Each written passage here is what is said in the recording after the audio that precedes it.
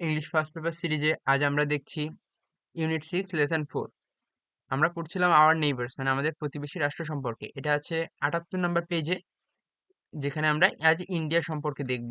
ইন্ডিয়ার historical place, culture কেমন কি, তারপরে কিছু কোয়েশ্চেন্স আছে, কোয়েশ্চেনগুলো সলভ করব। আর আমরা এইখানে দেখেছি যে কোনো এমসিকিউ নাই, তাই আমি এর জন্য স্পেশালি 15-20টা এমসিকিউ তৈরি করে রেখেছি, যেগুলো বোর্ড কোয়েশ্চেন স্ট্যান্ডার্ড, যেগুলো তোমাদের এসএসসি এবং মডেল টেস্ট পরীক্ষার জন্য গুরুত্বপূর্ণ। সেই রকম অনেকগুলো এমসিকিউ আছে, আমরা সেই এমসিকিউ গুলো সলভ করব। তো সবাই আগের ভিডিওগুলো দেখে আসো এবং পারলে চ্যানেলটা সাবস্ক্রাইব করে দিও। আগে আমি লেসন শ্রীলঙ্কা, নেপাল, মালদ্বীপ প্রত্যেকটা ইন্ডিভিজুয়ালি ভিডিও দিয়েছি, এবং ইউনিট 1 থেকে ইউনিট 5 পর্যন্ত ভিডিওটি প্লেলিস্ট আকারে দেওয়া আছে। তোমরা এই প্লেলিস্টে গিয়ে দেখে নিতে পারো সম্পূর্ণ ভিডিওটি। তো আমরা আজ শুরু করছি। ইন্ডিয়া ইজ আওয়ার ক্লোজেস্ট নেবার। ভারত আমাদের সবচেয়ে কাছের প্রতিবেশী। It is the largest among south Asian countries. এটি দক্ষিণ এশিয়ার দেশগুলোর মধ্যে সবচেয়ে বড়। In fact, India is the 7th largest country in the world with an area of 32,87,000 32,87,590 square kilometre. প্রকৃতপক্ষে ভারতের আয়তন 32,87,590 বর্গ কিলোমিটার হওয়ায় এটি পৃথিবীর সপ্তম বৃহত্তম দেশ। India is bounded by the Indian Ocean on south.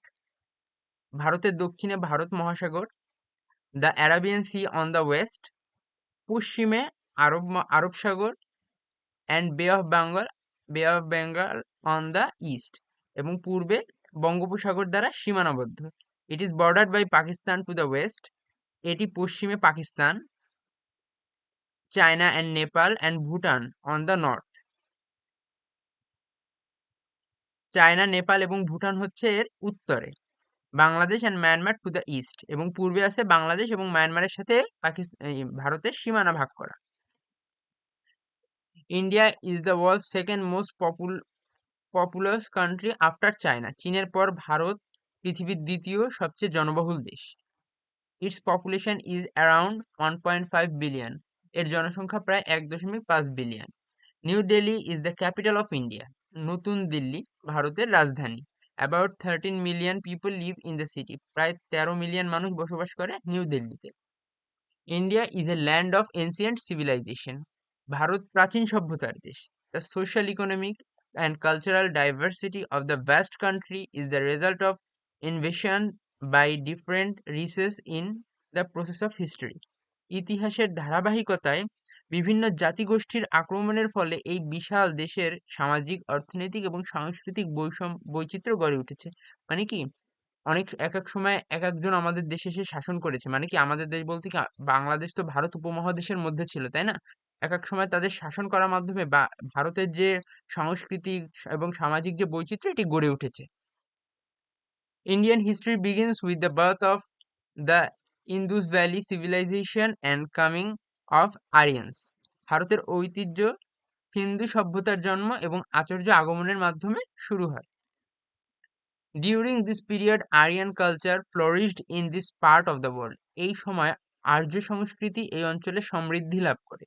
The 5th century saw the unification of India under Ashoka, and it is in his time that Buddhism spread in many parts of Asia. পঞ্চম শতকে অশোকের অধীনে ভারত একত্রিত হয়।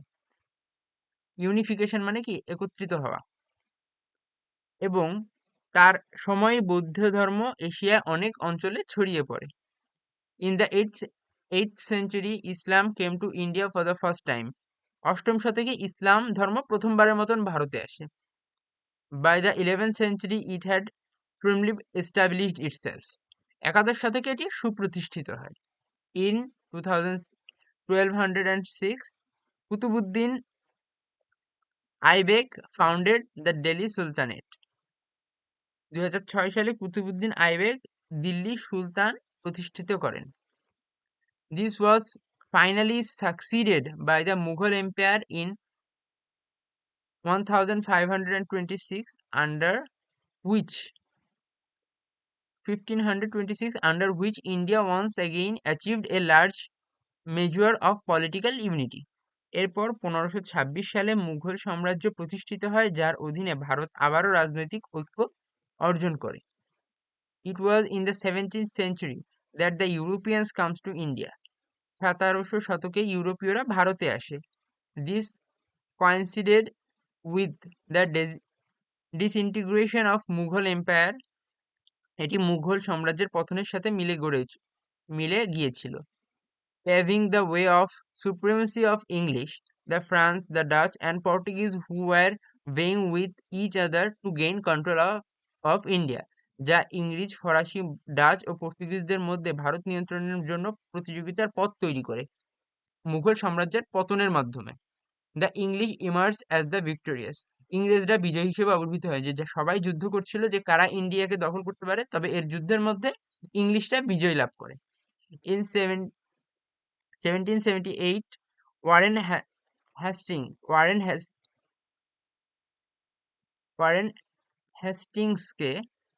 Hastings was appointed the first Governor General of India by East India Company.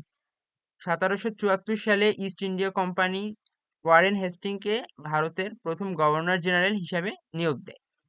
In 1876, Queen Victoria was given the title Empress of India by the British Parliament and India came under British rule. 1876 সালে British parliament রানী ভিক্টোরিয়াকে ভারতের সম্রাজ্ঞী উপাধিতে ভূষিত করে এবং Bharat British শাসনের অধীনে চলে যায়। The British ruled India for nearly 200 years.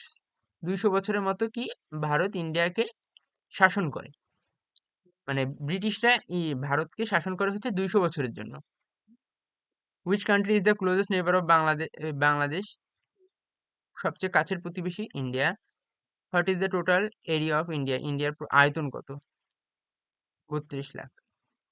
Which ocean is located to the south of India? Indian Ocean. Which country is not India's neighbor? Indiaর neighbor না কোন দেশ?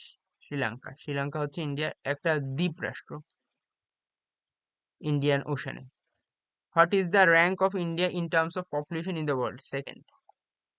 What is the capital of India? New Delhi. The Indus Valley civilization is associated with which country? India. Who was the ruler under whom India was until the 5th century? Ashoka. When did Islam first come to India? 8th century. Who founded the Delhi Sultanate? Qutbuddin. When was the Mughal Empire founded?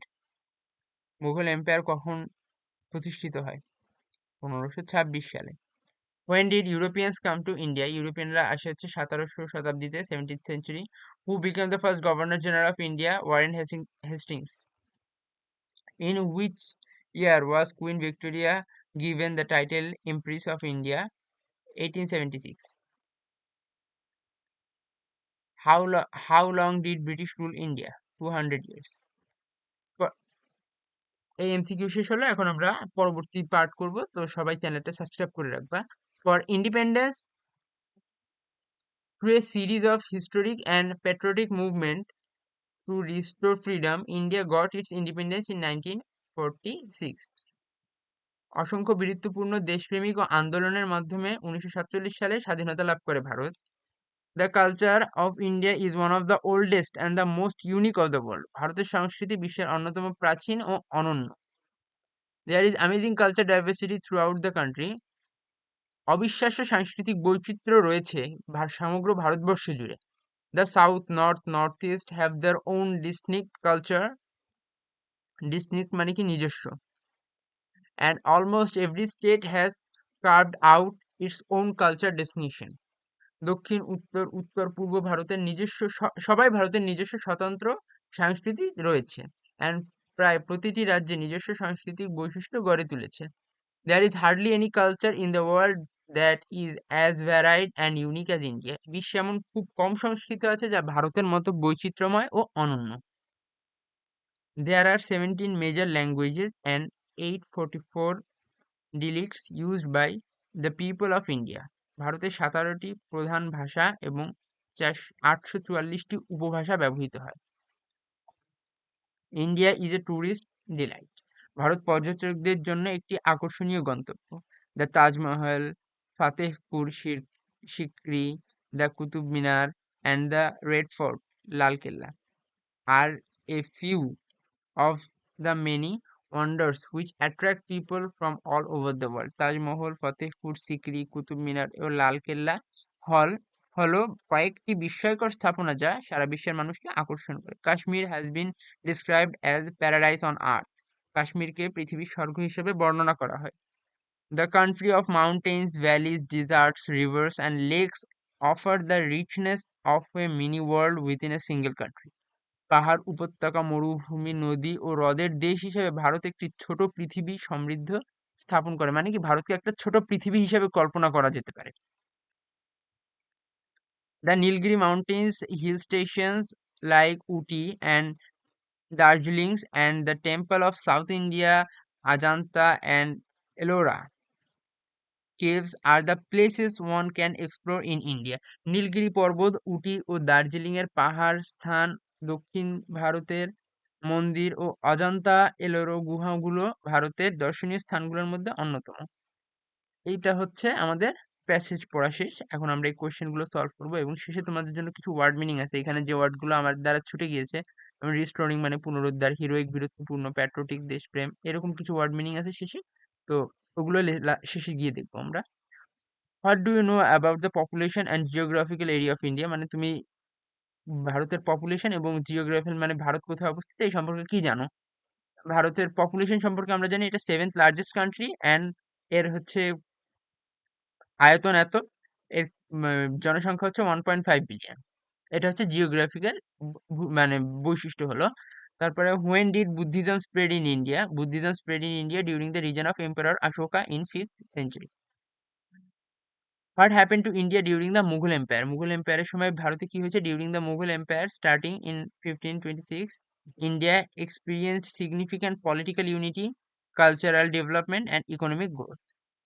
What are some of the tourist attractions of India? কি কি ছিল? তাজমহল ছিল, লালকেল্লা ছিল, কাশ্মীর, উটি, দার্জিলিং এগুলা। এখন flow চার্টে কি আছে দেখো। এই যে ফ্লো চার্টে সবগুলোই দেওয়া আছে কিন্তু এখানে গ্যাপ ফিলিং আছে, এগুলো উত্তর করতে হবে। যে 8th সেঞ্চুরি ইন্ডিয়া এসেছিল কি? Islam came to India for the first time, প্রথমবারের মতো ইসলাম ধর্ম ভারতবর্ষে আসে। তারপরে 1206 established New Delhi sultanate by Qutbuddin. 15th century the unification of India under Ashokai. তারপরে 1526 the Mughal dynasty. 1774 Warren Hastings was appointed for the first time governor general. যেগুলো gap filling সেগুলো আমি রেড মার্ক করে দিয়েছি যেন তোমাদের বুঝতে সুবিধা হয়। 1876 হচ্ছে queen Victoria was given the title Empress of India by the British Parliament.